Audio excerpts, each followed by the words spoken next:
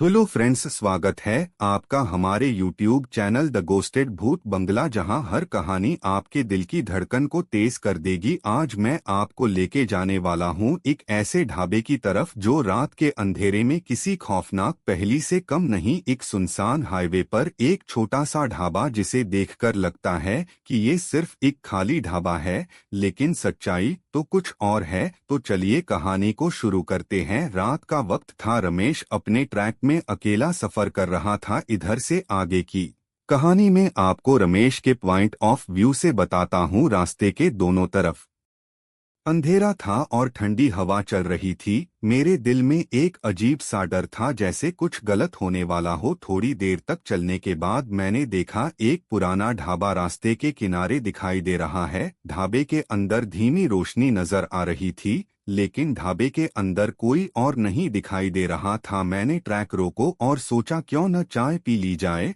और मैंने धीरे से ट्रैक का दरवाजा खोला। मैं धीरे ढाबे के अंदर गया। अंदर का माहौल अजीब सा था, पुराना सा ढाबा जैसे कभी इसकी सफाई नहीं की गई। एक बूढ़ा आदमी कुर्सी पर बैठा था, उसके चेहरे पर अजीब सी उदासी थी, लेकिन जैसे ही उसने मुझे देखा उसकी आंखों में खुशी की एक लहर दौड़ गई। मैंने कहा, चाय मिलेगी बाबा? बूढ़े आदमी ने धीमी आवाज में कहा। हाँ हाँ भाई, मिल जाएगी। कुछ देर बाद बूढ़े आदमी ने चाय लाई और मुझे दे दी, और अब मैं चाय पीने लगा और अपने आसपास देखने लगा। तभी मेरी नजर ढाबे के कोने में बैठी एक बूढ़ी औरत पर गई, जो कि अंधेरे में बैठी हुई थी और उसका चेहरा जमीन की तरफ था। मैंने सोचा बेचारी को किसी की मदद की जरूरत होगी, तो मैंने उससे बात करने की सोची। मैंने पूछा, माँ जी आप अंधेरे में क्या कर रही हो और आप कौन हो? लेकिन बूढ़ की औरत ने मेरी बात का कोई जवाब नहीं दिया। मैंने दोबारा पूछा, आप कौन है? अंधेरे में क्या कर रही हो? लेकिन इस बार बूढ़ी औरत धीरे हंसने लगी। मुझे अजीब लगा। मैंने सोचा अजीब औरत है, मैं इसे क्या पूछ रहा हूँ और यह हंस रही है।